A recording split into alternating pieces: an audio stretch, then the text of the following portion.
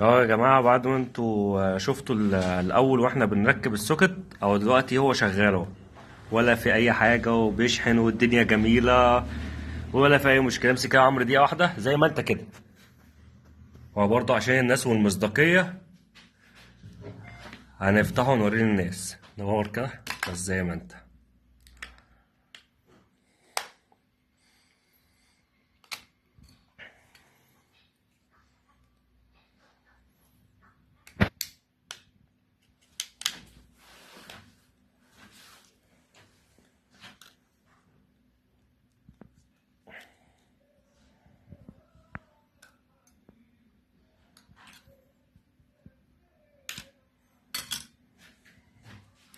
اهو زي ما حضراتكم شايفين، المسار هو واصل من المسار الموجب واصل لحد هنا، والمسار السالب اهو.